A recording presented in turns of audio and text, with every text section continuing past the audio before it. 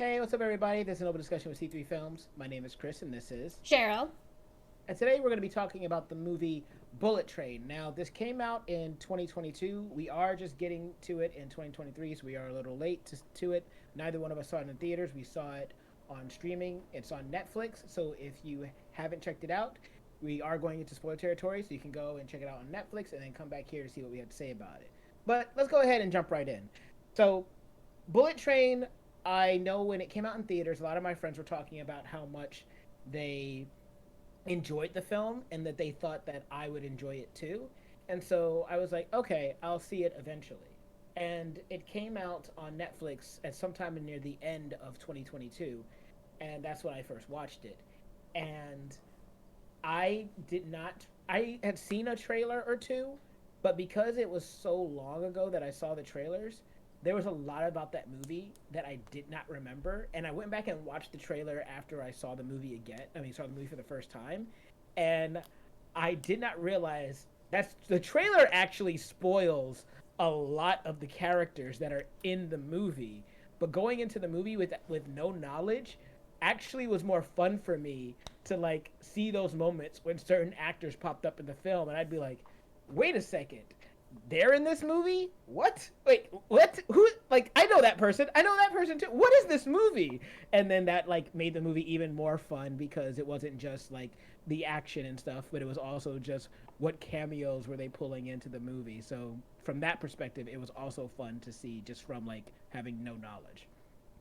Yeah, I try to go into every movie I watch without any knowledge, so I was actually really shocked.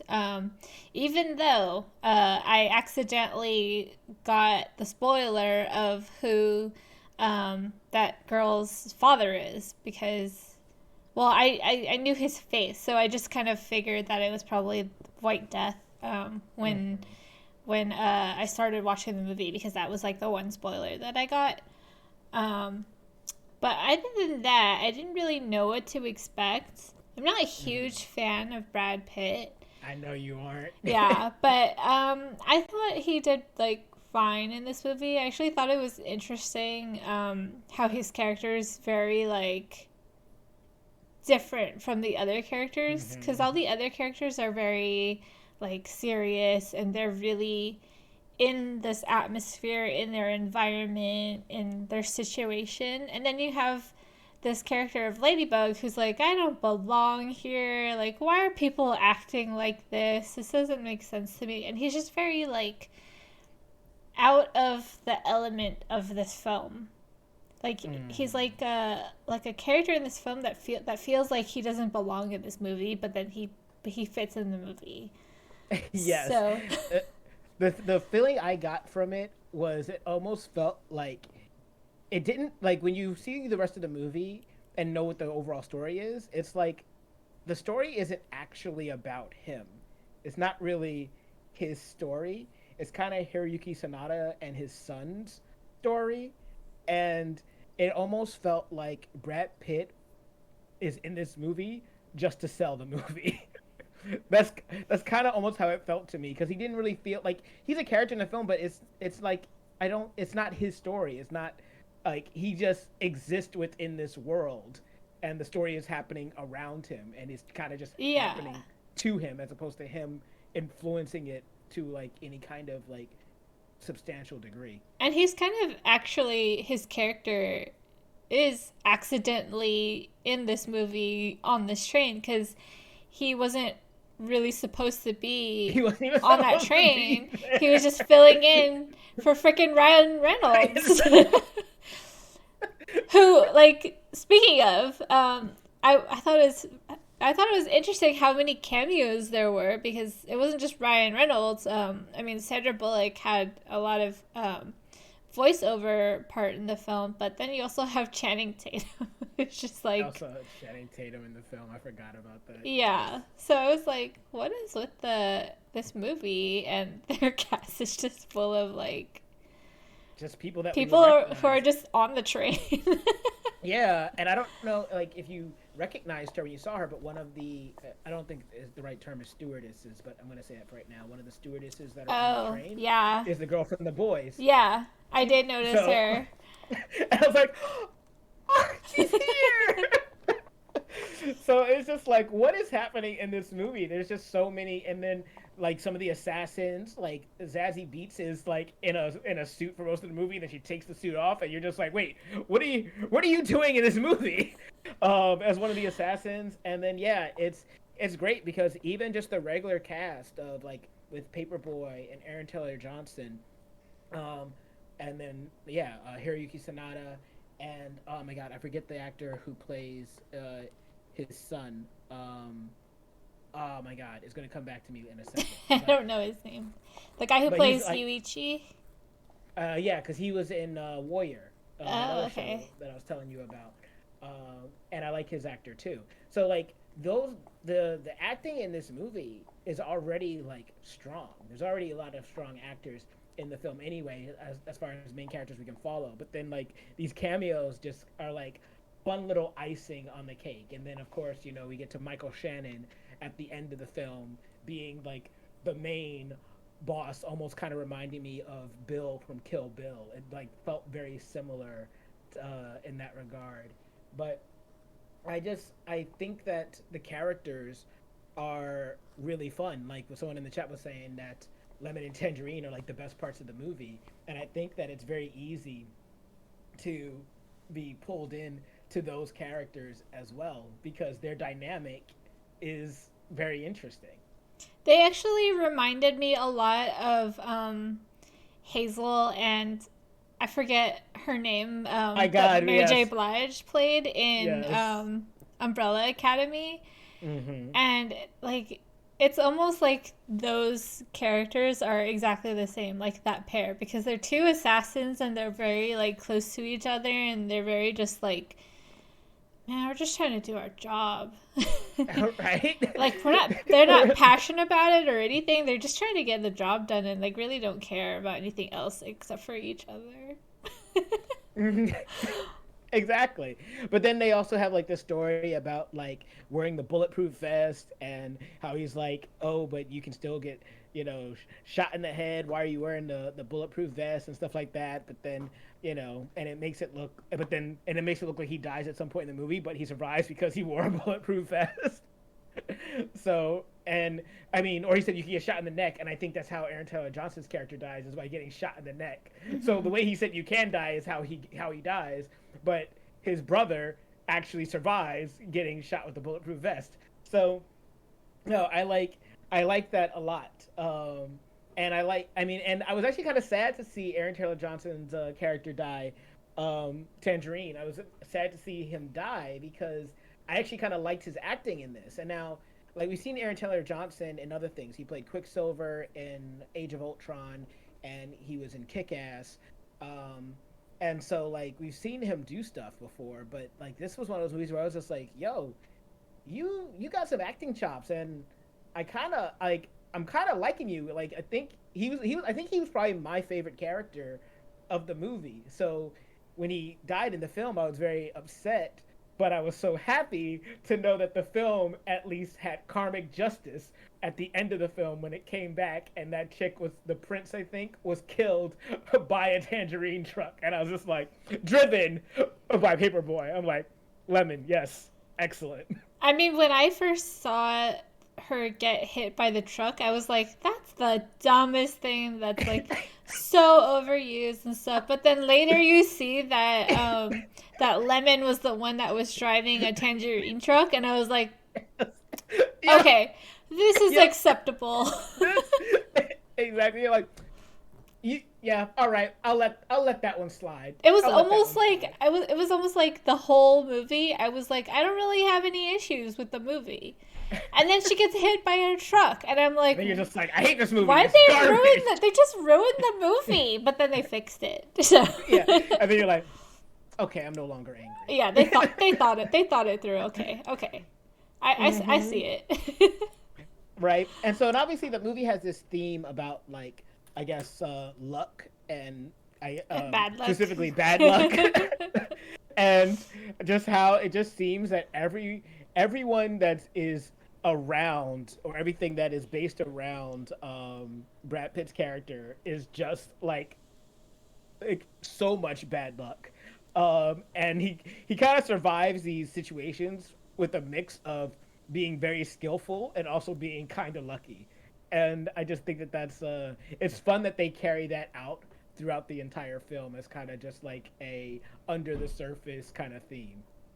Yeah, actually, I thought it was really funny how they played with that because they made it so the prince was lucky, and or she at least Mm-hmm. kept saying that she was very lucky, and she was because things just kind of kept working out for It kept her. working out for her, and every time you thought that she was gonna get caught or something bad was gonna happen, then it's just like someone walks in and you're just like, no, no, she's the bad person. Yeah, Let this man kill her.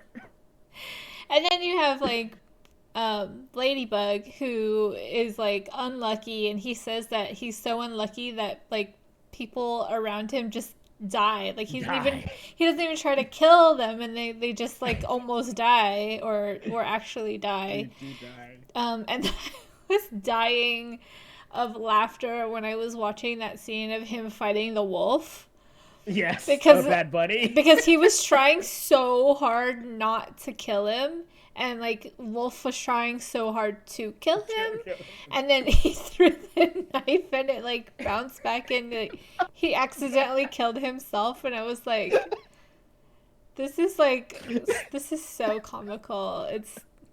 This is good. Exactly. Like it's like it's got this kind of dark humor to it, right? And for me, it evoked kind of like so we watched Man from Uncle the other week, I think like last week, and the director of that movie is Guy Ritchie. There are parts of this movie that feel like a Guy Ritchie film, and so like because Guy Ritchie, who I love most for Snatch, there's similar situations where people just get into these situations where they should not be able to survive, and then things happen that allow them to survive, and it also just so happens to be funny.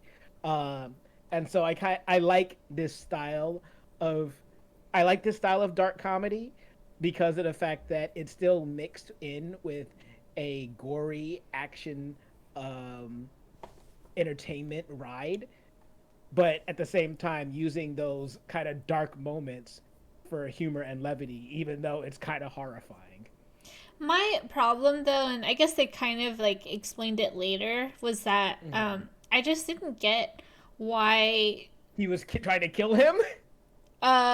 No, no, no. Well, I mean, yeah, that was a question. But the thing I Mm-hmm. couldn't get my head around was like why there was always no one on the train when these things were happening, or when there were Oh yeah. people like on the quiet car, but then nobody heard them freaking out when he was dying or when they found him dead and stuff like that. I was like, how come no one cares? And they're like putting like the glasses on him and stuff like that, and no one Mm-hmm. sees it. So I'm just like, what?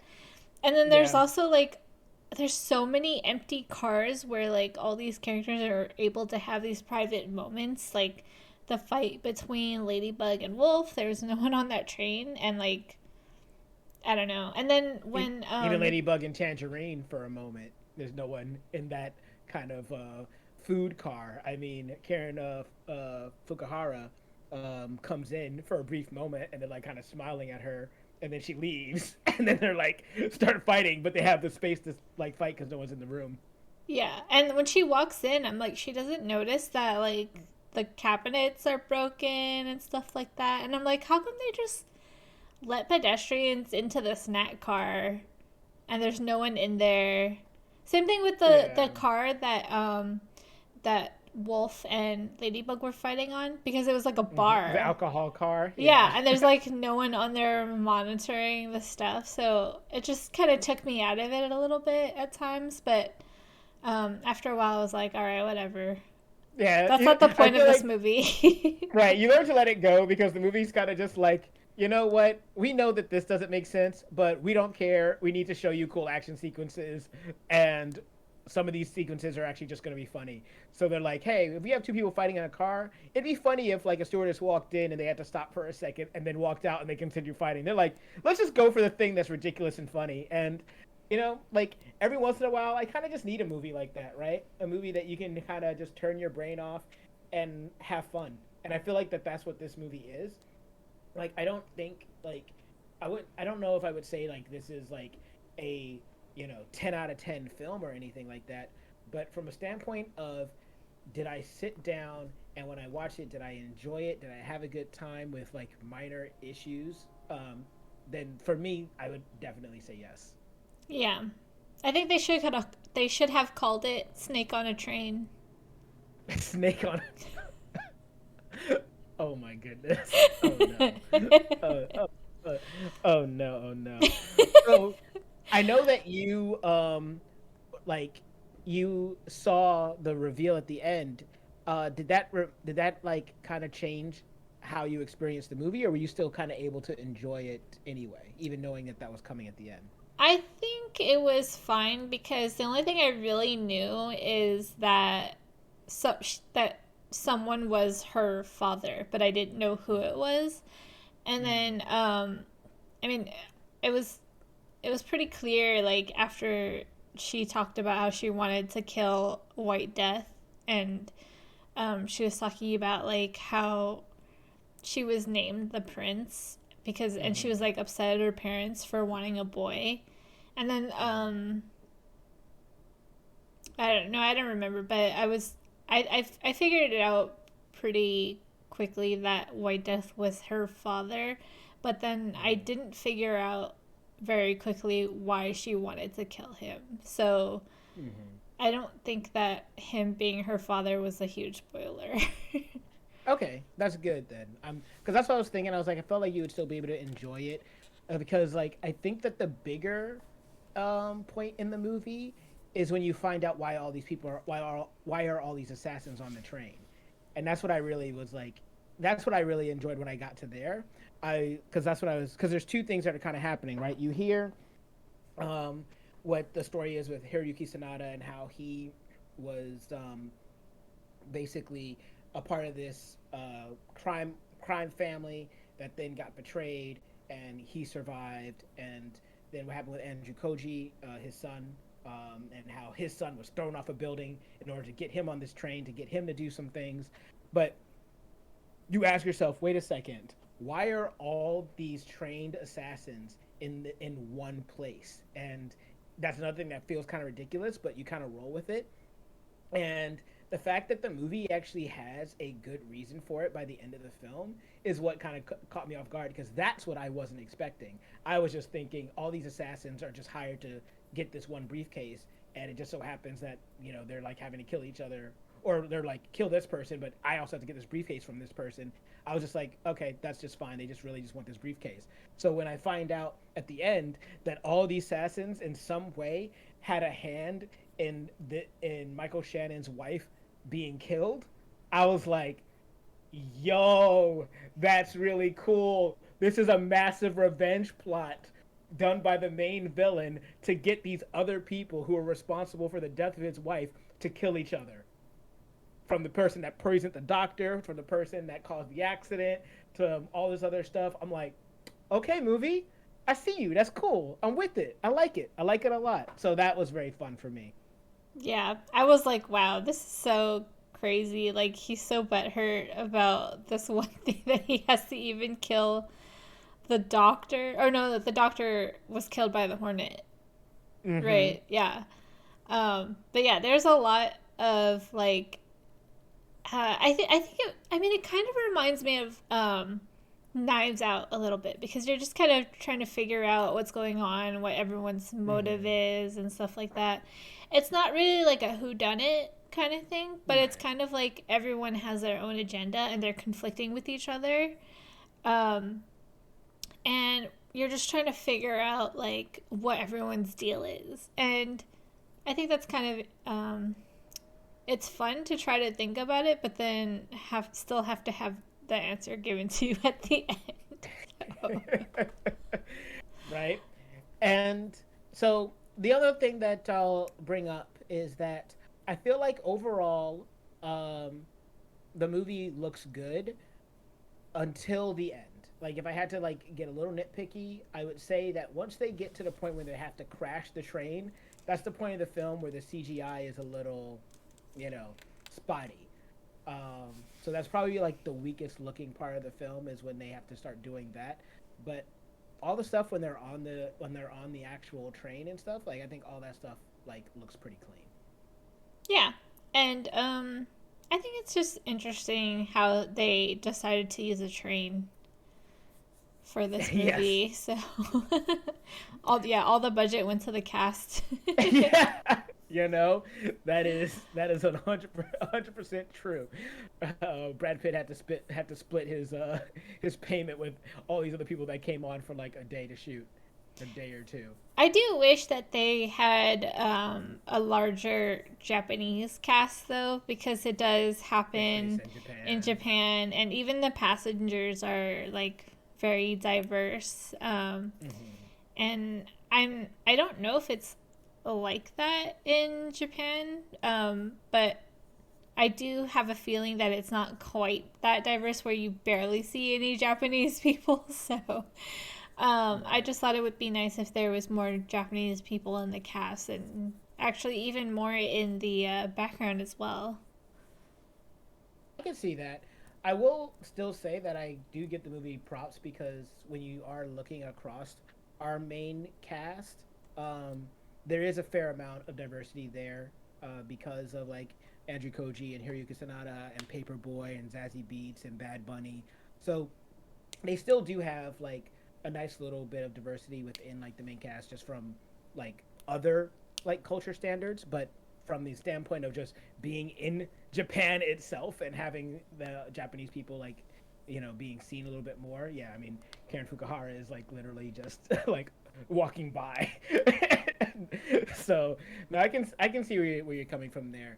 But at the same time, I do think that I am happy that they did at least have a diversity of faces and people and types of people in the movie at all. Yeah, I almost feel like she should have been one of the assassins. It almost felt like she would be with her just like kind of popping in and popping out every little bit. Yeah. So it's kind of just like, wait a second, I know you. You're gonna be somebody, and then it turns out that she doesn't do anything. And you're like, and then she kind of just disappears out of the movie after she gets like hit in the face or something. So you're Hmm. like, ah, that's too bad. Because because I think Zazie punches her in the face, and we never Oh, see her again. and they had Hero from Hero. Oh my God, Hiro Nakamura! You're right. He was not his real name, we know, guys. Yeah. But yeah, I forgot that he was in this movie too. That's Yeah. funny. But that's the other thing that threw me is that like if he's checking everybody's like train tickets and stuff like that, but he doesn't walk through every train. He's only on some trains and stuff like that. So, like it, the continuity just kind of like messed me up a little bit. And I don't think it's like because I know I'm a kind of a continuity person. Not because I Mm. want to be, but because I've been kind of trained to look out for it. Scripty. Scripting. But it bothered me a little bit that like he was only on some trains, and I'm just like, and then they said the White Death said that he bought like all the tickets, Hmm. so he knows who is on the train. But I was like, but there were hella pedestrians. I mean, I guess they got off, and then he bought all the tickets from one station onward. I guess no one else goes onward. Right? And then where's the ticket? Yeah. Whatever happened to the ticket master? He bought them too. He wasn't. He He bought their wasn't on. job. He wasn't on the train after the whole I know. crash. So I mean, I feel like he should have got off the train too. Like, what just happened to my Yeah. job? Right. No, all those people just kind of disappear, and at that point, the only person that's left is whoever's driving the train. Which at this moment, there is someone driving the train. Right when they go to the front of the car, there is someone No, driving the. there was no one driving the train. Yeah, I know. Interesting. Yeah, there's. See what I mean? Like, if you Hmm. think about it too hard, then it's like, what? Right. But in the moment, you're just like, I don't care. I'm having fun. It's a good movie. It's a Shut up, ridiculous brain. it's a ridiculous movie. I would give it that. Like things don't really make sense, but if you only look at what they want you to look at, then it's entertaining. But it doesn't make sense. Like I mean, Right. to be honest, like Yeah. by nature it doesn't make sense that you have all these Yes. assassins on a train and they're like fighting and no one notices. But also, Yeah. Tangerine running and then jumping on the back of a On a bullet train train of a bullet and train. then I know. breaking the glass with his bare hands, like that's like He's the most unrealistic part of the movie. Nah, man. That dude used to be a superhero. He knows what he's doing. He used to be a superhero twice. How many other people on that train could say they were a superhero twice? I mean, Paperboy was also admittedly a superhero in the same Marvel Cinematic Universe, actually, but they never met. They never met. So anyway, and Zazie Beetz is also a superhero because she's Domino in Deadpool 2. Oh.